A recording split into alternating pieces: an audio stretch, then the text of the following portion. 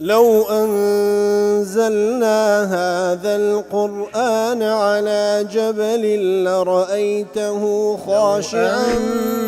أنزلنا هذا القرآن على جبل لرأيته خاشعا أنزلنا هذا القرآن على جبل لرأيته خاشعا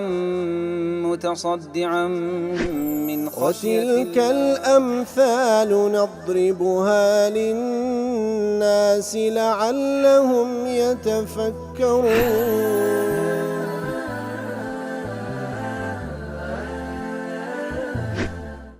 الحمد لله والصلاة والسلام على رسول الله وعلى آله وصحبه ومن والاه. السلام عليكم ورحمة الله. مرزان خوش حالم لواني 1239 لوانكاي تفسير القرآن بيروز بهم وخزمتان ومن بس رزامن دي رب العالمين وهوادان مئوي آزي السودي لور بقرن. أعوذ بالله من الشيطان الرجيم. بسم الله الرحمن الرحيم. وراودته التي هو في بيتها عن نفسه وغلقت الأبواب وقالت هيت لك قال معاذ الله إنه ربي أحسن مثواي إنه لا يفلح الظالمون. بەرخۆشەویستان لە دوای ئەوەی کەوا براکانی یوسفیان فڕەدانە و بیرەکە و لە دوای ئەوە کاتێکەوە قافیلەیەک دەیەوێ ئاو هەڵێنجی لەو بیرە لەو کاتەدا یوسف عەلەیهی سەڵات وەسەلام خۆی بە دەولەکەکە هەڵدەواسی و ئیتر دەردەچی و ئەو قافیلەیەش وەکو کۆیلەیەک دەیبەن لە مسر دەیفرۆشن. ئیتر قەدەری خوا وایە کەسێک دەیکەڕی ئەو کەسە کەوا عەزیزی میسرە و زۆر ڕێزیشی لێدەنێ ئیتر بەو شێوەیە دەمینێتەوە لەو ماڵە هەتا وەکو دەگاتە تەمەنێک کەوا تەمەنی گەنجێتیە. لەو حاڵەتەی تووشی ئیبتلا و تاقیکردنەوەیەکی تر دێتن کە ئەویش خێزانی ئەو پیاوەی کە ئەو لە ماڵیانە ئەو ئافرەتە بەڕاستی هەوڵ دەدا لەوەی کەوە فاحشەی لەگەڵ ئەنجام بدا. وەک خوای گەورە دەفەرمێ وراودته التي هو في بيتها عن نفسه. ئەو ئافرەتەی کە ئەو لە ماڵیانە دەیەوێتن مراوەدەی بکەواتە بانجی دەکا لە بۆ ئەنجامدانی فاحشە تلێردا لەو ئاتەوەکو ئیمام شەوکانی ڕەحمەتوخای لێبی دەفەرمی خوای گەورە دەفەرمی وراودته التي هو في بيتها نافەرمی ئیمرأة العەزیز یاخود ناوی ناینی واتە نە ناوی دەینی نە مەنسەبەکەشی باز دەکا هەر بەو شێوەیە وراودته التي هو في بيتها ئەو ئافرەتەی کە ئەو لە ماڵیانە ئەو داوای ئەنجامدانی فاحشەی لێ دەکا. دیارە مراوەدە بزەبت ئەوهان لێکدا تۆزانیان واتە دعتها إلى نفسها وطلبت منه أن يواقعها کەواتە ئەو ئافرەتە بانجی دەکا لۆلای خۆی داوای لێ دەکا کەوا کاری فاحشەی لەگەڵ ئەنجام بدا. ئیتر دەفەرمی کاتێکەوە خوای گەورە لە ئاەتەکان باسی ناوەکەی ناکە و باسی مەنسەب و مەکانەتەکەشی ناکە لە بۆ زیاتر سترکردنی ئەو ئافرەتەی. و هەروە ئەبی حەیانیش دەڵێ هەر عەرەبیش وەکو عادەت و عورفی وابووە کەوا زیاتر ماڵی دایتە پاڵ ئافرەتان ئەگەرنا ئەو ماڵە ماڵی ئیمرأة العەزیزە. بەڵام لێرەش خوای گەورە سوبحانه وتعالى دەفەرمی وراودته التي هو في بيتها ئەو ئافرەتەی کە ئەو لە ماڵی ئەودایە واتە ئەو ئافرەتەی کەوا یوسف لە ماڵی ئەودایە واتە ماڵەکەی دەداتە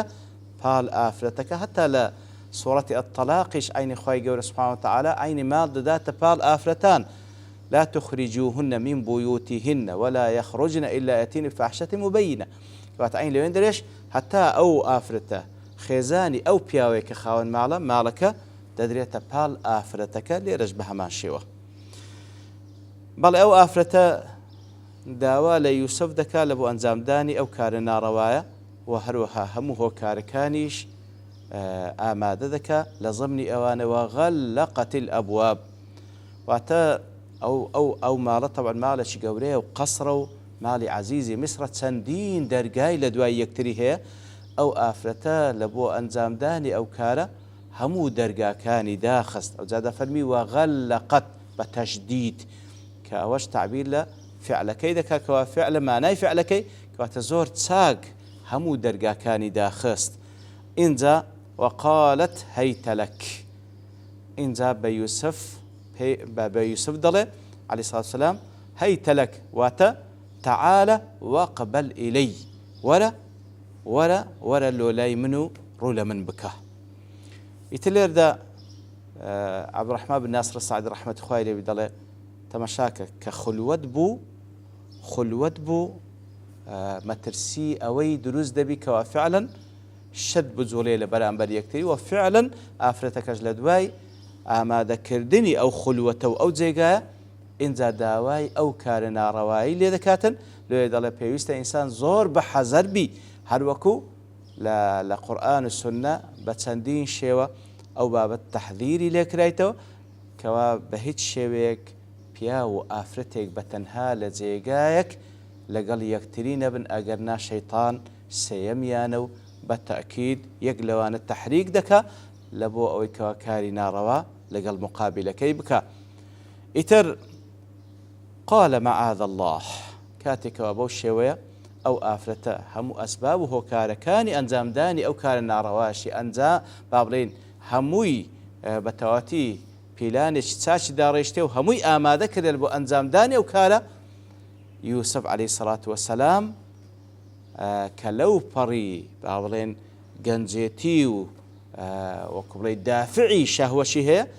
اینجا لەگەڵ ئەوەش قال معاذ الله،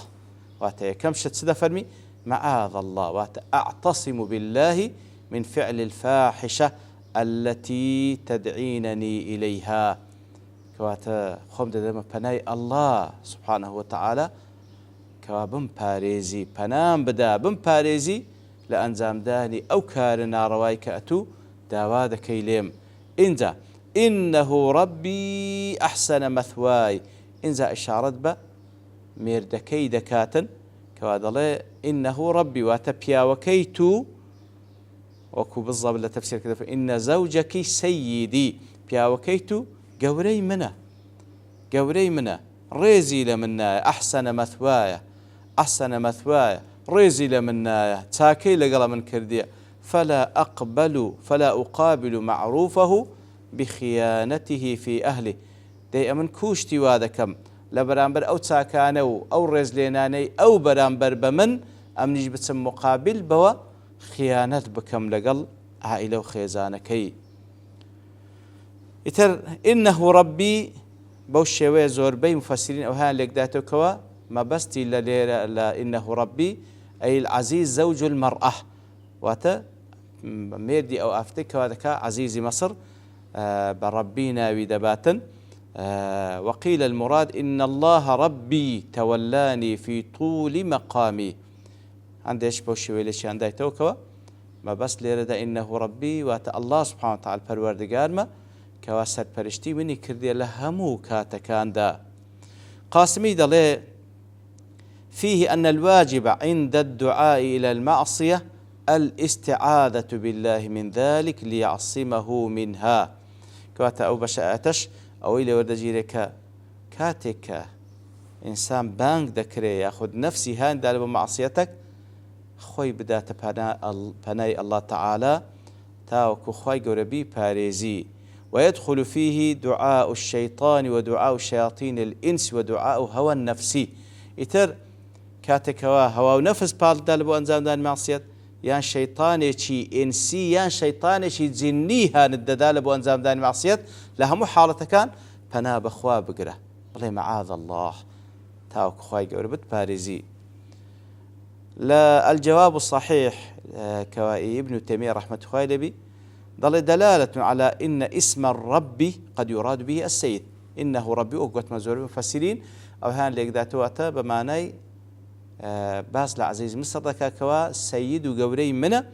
كواتا ضل رب بمعنى سيد وقورج ده هر وكو لقول يوسف ده هاتيه كوا من ضمن وآتان كخواي قور بازكا كوا بخزمتكاري باتشاكش دلتن لدواء وكوا لفسزنت كدواتر إن شاء الله دقين خزمت دواتانش پێی دەفەرمی ئوذکورنی عیندا ڕەبیک، لای سەید و گەورەکەت باسم بکە و هەروەها عینی دەفەرمی فەئەنساه الشەیطان ذکر ربه خوای گەورەش دەفەرمی شەیطان وای کردکەوە ئەو لە بیری بچی بە بیر گەورەکەی بینیتەوە. قصاب دەڵێ وفي حجة في أن تسمية المخلوق بذلك غير منكر كواتە سيد ئەو ناوە دەکرێ يعني منكر نییە ئەگەر بە مەخلوقێش بگوترێ سيد بە مەخلوقێش بگوترێ سيد. طبعا سيدي مطلق الله تعالى سبحانه وتعالى سيدي مطلق الله تعالى سبحانه وتعالى بەڵام وەکو مەخلوقیش بابڵێ وەکو نسبەتەن بە مەخلوقی تر لەوانەیە کەسێک بە کەسێک بگرێت سەیدی یعنی گەورەکەم. وهروە قاسمی دەڵێ في أنه يجوز ترك القبيح لقبحه پێویستە واز لە قەباح لە ئیشێک بینی کە بەخۆی قەبیحە لەبەر قەباحەتەکەی جائزە لەبەر ناشرینی ئیشەکەی واز لە شتەکەی بینی ورعایەتی حەقی غەیریهی وهروە جائزە لە بۆ ئەوەی کەوا ئیشێکی خراپ نەکەی لەبەرەوەی حەقی غەیری توی تێدایە با بڵێن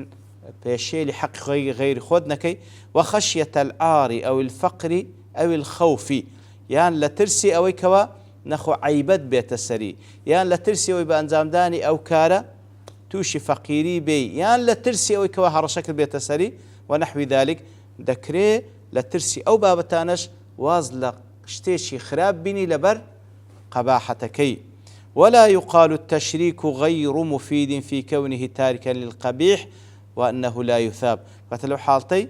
ناكري بڵێن والله ئەگەر بێت و هەم لە ترسی خوش سبحانه وتعالى ئەو ناکەی هەم لەبەر قەباحەتی ئیشەکەش و هەم لەبەرەوەیکەوە ئەو نەتائیجانەش کە لەسەر ئەنجامدانی ئەو ئیشە دروست دەبی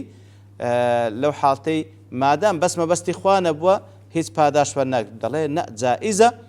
ئەوەڵەن لە ترسی خوای گەورە سبحانه وتعالى ئەوجە پاشان لە ترسی عیبە و عار کە دێتە سەر لەبەر ئەوەی حەقی غەیری خۆت پێشێل دەکەی ئەو شتانە هەموو لەبەر چاوبی و هەروەها پاداش دەکەشی مەزمونە. اینجا دەفەرمی إنه لا يفلح الظالمون. هەر لە درێژەی قسەی یوسف عليه الصلاة والسلام کاتێکەوە ئەفرەتە بانجی دەکاتن بۆ ئەنجامدان ئەو کارە ناڕەوایە ئەویش دەفەرمی یەکەم جار معاذ الله إنه ربي أحسن مثواي إنه لا يفلح الظالمون أي إنه لا يفوز ولا ينجح الظالمون الذين يفعلون ما ليس لهم فعله. يتروكو قاعديش بازدكا كساني كوا ظالما كساني استمكار أواني كوا ظلم دكن وتعدى دكن وتجاوز دكن أوانا بهيش شيء بعضين سرفراز وسركوتونا بن أواني ككارق أنزام دن كوا ندب أو كارب كن. وهذا الذي تدعينني إليه ظلم وخيانة لسيدي الذي أحسن إلي. يتلوي تجبان قم دك لبو أنزام داني أو كارنا رواية براستي وظلم وخيانة لبو أو بياوي كوا تاكي لقل من كرديا يتل كسيش كوا كسيش كارق أنزام داتن كوا ظلم بو باعتباره بهيش شويق أو كسس سر كوتو سرفراز نابي. ابن عاشور ضل فيه إشارة إلى أن إجابتها لما راودته ظلم. كواتو إشارة تدا أجر بيتو ولا مد بدمو أو داوا كاريكاتو دتوي داوام لذكي زيب زيب كم أو الظلمة لأن فيها ظلم كليهما نفسه بارتكاب معصية مما اتفقت الأديان على أنها كبيرة. أجر بيتو أو داوا كاريتو زيب زيب كم أو هر يقل إيما ظلما أنزام دايا بوي كوا معصيتك ما كردي خومان دوتاري سزادة كينوا قناحك كوا همو أديان كان لسري متفقا كوا قناحك قوريا وهروا ظلميشا وظلم سيده الذي أمنه على بيته وهروا أو كار أنزام دم عيني بو اعتبار الظلمة لقل أو قوري خوم كأمني تأمين باولين لمن تأمين بوا كاتك لنا مالي أو داد صوريموا كاتك كوا أو كار أنزام دم لكاتك دا أو لمن تأمينه كوات الظلم يكلويش دكم وهروها وآمنها على نفسها إذ اتخذها زوجا وأحصنها وهروها أتوج بو اعتباري ظلم لا ميردكت دكي كاتك أو سقيبتو كردي أتو كرتا خيزاني خوي لكاتك دا أتو أو خيانة لقلك. أبي السعود ضلع في إرشاد لها إلى رعاية حق العزيز بألطف وجه كاتك وابوشيوة يوسف عليه الصلاة والسلام دەفەرمی ئینەوە ڕەبی ئەحسەنە وەثبا ئینەهو لا یفلحو الظالمون ڕێنمونیە لە بۆ ئافرەتەکەش زۆر بە ئوسلوبێکی جوان وفيه تحذير لها من عقاب الله عز وجل وهروها ئاگادارکردنەوەیە بۆی کەوە ئەو کارە بکەی معرض دەبێت بۆ سزا و تۆڵەی خوا سبحانه وتعالى وهروها قاسمی دەڵێ تدل الآية على لزوم حسن المكافأة بالجميل أو آية بەڵگەیە لەسەر ئەوەی کەوە پێویستە کەسێک چاکێ لەگەڵ کردی پاداشتی چاچی بدەیەوە وأن من أخل بالمكافأة عليه كان ظالما إذا کەسێک چاکێ لەگەڵ کردی ئەسڵ وایە بە چاکە وەڵامی بدەیەوە پاداشتی بکەی بەڵام کەسێک وای نەکرد ئەوە دیارە باڵێن وەڵام نەدانەوەی چاکە بە چاکە ئەویشیان هەر زۆڵمە پێویستە ئینسانی مسلمان خۆی لێ پارێزی دیارە هێشتا لەو ئاەتەشتی زیاتر گوترا لەلایەن زانایەکانەوە وەکو با بڵێن پند و ئامۆژگاری لەو ئاەتە بەڵام لەبەرتەوابوونی کات دەوەستین بە پشتیوانی الله تعالى لەوانەی داهاتوو دێنەوە خزمەتی